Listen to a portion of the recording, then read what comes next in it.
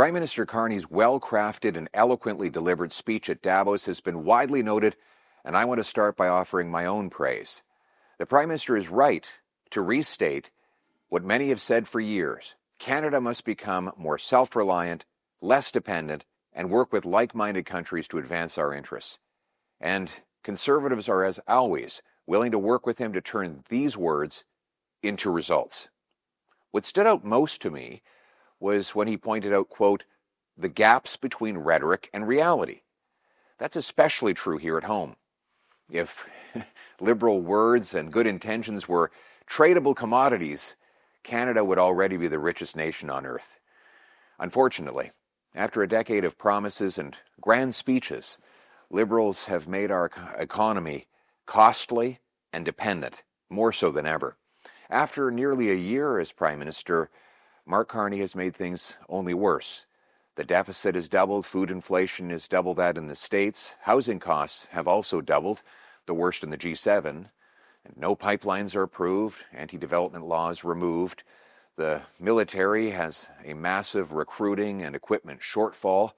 There's still no free trade between provinces, no crime laws have been passed, and the Prime Minister's signature promise of negotiating a win with the U.S. is unfulfilled. Indeed, U.S. tariffs have more than doubled on Canada, while Mr. Carney's promised counter-tariffs have vanished along with his elbows. Those unkept promises, which followed grand speeches and announcements, make us especially vulnerable to the world's dangers. We've had enough words. Now we need results. Now we need to unblock our resources. Now we must approve pipelines. Now we must bolster our military to protect our soil, sea, and skies. Now we need to crack down on foreign interference, threats, and intimidation of our people from hostile powers like China, Russia, and Iran. The last 5 years have shown us that we can't count on others. Our closest neighbor and largest trading partner, the United States, struck us with tariffs and questioned our sovereignty. Now that is short-sighted, and I believe it will hurt them too. But we can't control what they do, and no one can control what President Trump does or says. I know it's tempting to say our relationship with America is over forever. But here's the reality. We still live next door to the biggest economy and military the world has ever seen. We sell 20 times more to the U.S. than we do to China. 1 in 10 Canadian jobs rely directly or indirectly on trade with America. We owe it to those workers, our friends, family, and fellow Canadians to ensure those jobs don't go away.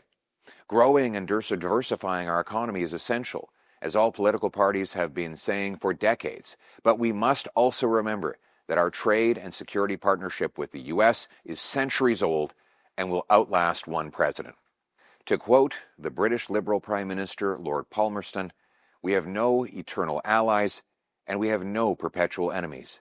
Our interests are eternal and perpetual, and those interests it is our duty to follow. We should continue to work with allies within the U.S. that are outside the administration to minimize the damage until a larger relationship repair can be completed. And I restate once again my offer to the Prime Minister that Conservatives stand ready to help his government fight U.S. tariffs. But while we hope for the best, it would be naive to assume that things will go back to exactly what they were. Whether the next administration is Republican or Democrat, tariffs may be here for the foreseeable future. None of that, though, is an excuse for letting our guard down and repeating past mistakes by making Canada even more vulnerable to aggressive powers like the People's Republic of China, which the Prime Minister himself called our greatest threat only a few months ago.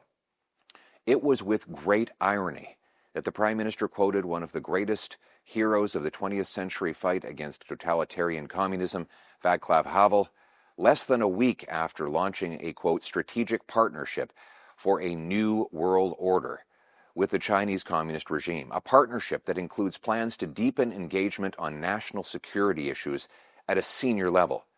We cannot throw caution to the wind with a regime that kidnaps our citizens, steals our technology, interferes in our elections, sets up illegal police stations on our soil, and has a history of using trade as a tool for diplomatic warfare against us.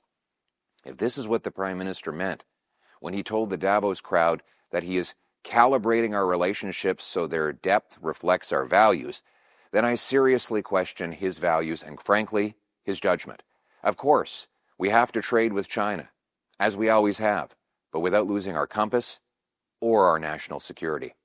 At the same time, we must continue the work of Stephen Harper, the Prime Minister who expanded our network of trade with more like-minded middle-power countries. It's not a new idea. In fact, we already have free trade with most of the middle powers that the Prime Minister recognized in his Davos speech after the previous Conservative government negotiated agreements with a record 46 countries.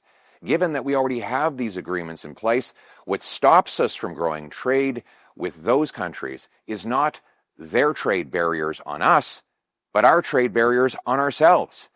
Liberal laws like C-69 and C-48 make it impossible to approve projects or ship energy to other countries on different coasts. It takes 19 years to approve a mine in Canada. The Liberal government has created these laws and obstacles, and almost a year after taking office, Mr. Carney has not removed a single law or bureaucracy, or approved a single pipeline, or removed the industrial carbon tax, which drives food and housing costs up and industry out. There are hundreds of billions of private dollars looking to invest in wildly profitable projects like a pipeline to the Pacific. Money to get Canada's energy flowing and Canada's workers working. We have the resources under our feet. The only thing missing is permits. The federal permits from the Carney government, which are still among the slowest in the world. Grand announcements, new government agencies, signing ceremonies, red carpets, and stacking new laws and bureaucracies on top of old ones will do nothing. There's no magic to this. What we need is for the Carney government to get out of the way and approve these privately funded projects. Mr. Carney told the crowd in Davos that, quote, a country that cannot feed itself, fuel itself, or defend itself has few options. So why can't we? Just this week, Canada was declared the food inflation capital of the G7. And last year, Canadians who can't feed themselves made a record 2 million visits to a food bank every single month, more than double than the number from 7 years ago. In a country with almost endless farming potential.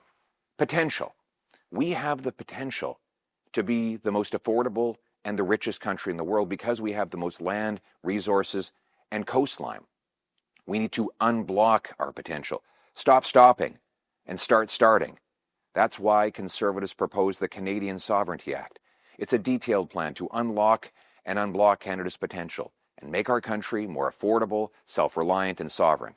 It aims to bring home the $500 billion of investment that's been driven to the U.S. over the last decade, with practical steps like ending capital gains tax on reinvestments in Canada, which would be economic rocket fuel for business startups, high-tech inventions, and massive money-making, job-creating projects, repealing anti-pipeline and anti-development laws to legalize fast and safe approval of pipelines and shipping energy to our East Coast, including a new pipeline to the Pacific, which would ship 1 million barrels a day and $30 billion a year, the single biggest increase in our exports overseas. Let's go from having the second slowest permits in the OECD to the fastest. Let's end the industrial carbon tax on industry and farmers so that they can more affordably produce what we need. Let's create free trade bonuses for provinces and territories to open up their markets to fellow Canadians, tear down internal barriers, and strengthen national economic unity. We need new rules and tax incentives preventing Canadian technologies, intellectual property, and strategic assets from being sold to hostile foreign states and state-influenced interests. We need to cut taxes on work, investment, home building, and energy so that we can make more with less. Doing so will make us both autonomous and affordable. The more food we grow, the more energy we supply ourselves, the more we will be able to afford, the stronger our dollar will be, and the more purchasing power our families will enjoy. That's why I'm announcing today that next week, we Conservatives will introduce a motion in Canada's Parliament to pass the Canadian Sovereignty Act. Speaking about sovereignty, we need a strong and sovereign national defense. And what we do on defense is something that we control alone. We don't have to ask anybody's permission to have a strong, state-of-the-art military and defend ourselves. But could we really defend ourselves today? Once again, Mr. Carney has talked a big game about building up our armed forces, but after nearly a year as Prime Minister, he hasn't even begun to deliver. It's been pushing promises down the road, smoke and mirror budgeting, and commitments of things he might one day do. Just trust us. We really want to do it, just not yet.